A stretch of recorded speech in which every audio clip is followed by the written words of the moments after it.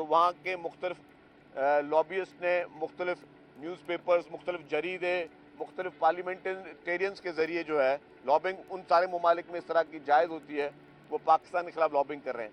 अभी भी जो इस्लामाबाद में लाशों के नाम पर कभी कहा गया कि जी 350 लाशें, फिर बोला कि जी 250 लाशें। मतलब आप ये देखें कि आप लोगों को, आप झूठ का प्रोपेगेंडा इस तरह करते हैं और वो सारा झूठ का प्रोपेगेंडा ये लोग शुरू करते हैं सोशल मीडिया के ज़रिए। सोशल मीडिया पे बड़े बड़े इन्फ्लुएंसर्स को या बड़े बड़े अकाउंट से ये उस तरह का प्रोपेगेंडा करते हैं ताकि वो पूरी इंटरनेशनली उसको हाईलाइट हो।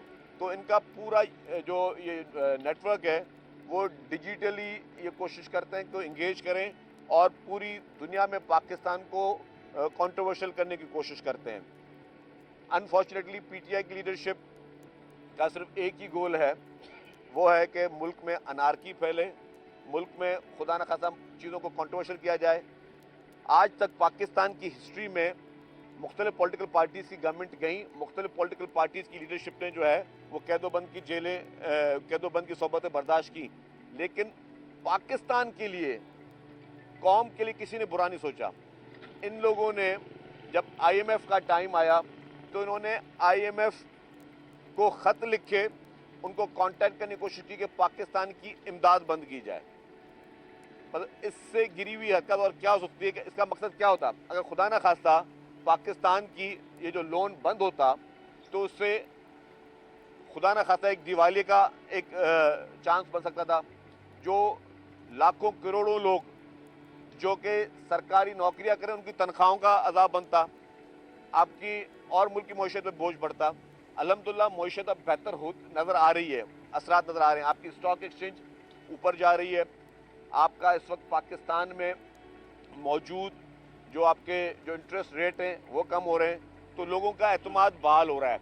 जब भी पाकिस्तान में मईशत बेहतर अंदाज में जाएगी तो आप देखेंगे कि पीटीआई कोई ना कोई साजिश के ज़रिए सामने आएगी। और अभी आपने देख भी लिया कि पीटीआई के लीडरशिप में, जो इनकी सेकेंड टियर लीडरशिप में किस हद तक तजाद है। इनका हर लीडर, हर रहनुमा जो है वो अलग बयानियाँ दे रहा है। इनका हर लीडर, हर रहनुमा जो है वो मुख्तलिफ किस्म की बातें कर रहा है। इनकी आपस में एक यकसानियत नहीं है। ये हमेशा इन्होंने प्लान तब करते हैं जब देखते हैं कि पाकिस्तान में कोई इंटरनेशनल विजिट हो। जब पहले भी धरना दिया तब आपके चाइनीज़ प्रेसिडेंट आ रहे थे, उसके बाद भी इन्होंने जब भी कोई इंटरनेशनल डिग्निटरीज आते हैं तो ये कोशिश करते हैं कि इस्लामाबाद को इस तरह का मंजर पेश करें कि दुनिया में लोग आके बोलेंगे यार अब हम किस मुल्क के कैपिटल में जा रहे हैं जहाँ पे जो है सिर्फ और सिर्फ अनार की नज़र आ रही है। तो ये इनका एक सोचा समझा इनका प्रोपेगेंडा। और मैंने इसीलिए कह रहा हूँ कि इनका टारगेट जो है वो कतन तौर पर कोई पार्टी या कोई ग्रुप नहीं है। इनका टारगेट पाकिस्तान, ये पाकिस्तान को नुकसान पहुँचाना चाहते हैं, क्योंकि किसी भी अगर पॉलिटिकल पार्टी को नुकसान पहुँचाते हैं तो किसी भी गैर मुल्क की जो हमारे दुश्मन मुमालिक हैं उनको खुशी नहीं होगी। उनको खुशी तब होगी खुदा ना खास्ता अगर पाकिस्तान को कोई नुकसान पहुंचे।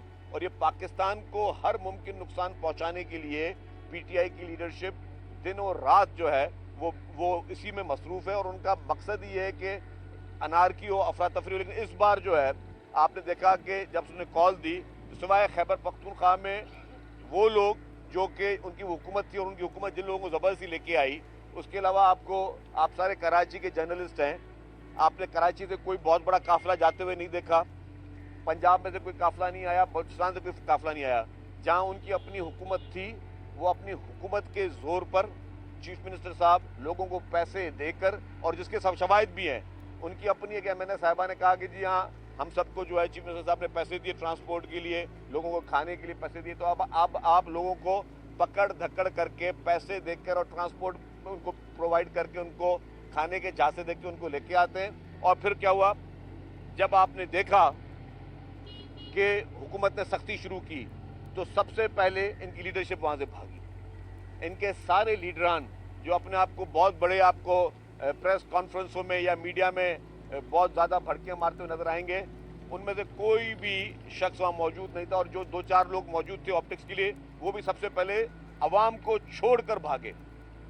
इमरान खान साहब के बिहाफ पे बुशरा बीबी साहिबा आई, सबसे पहले वो भागी। वो जो बहुत बड़ी बातें करते थे गंडापुर साहब, वो भागे। तो ये सब लोग मैदान छोड़ के सबसे पहले भागे।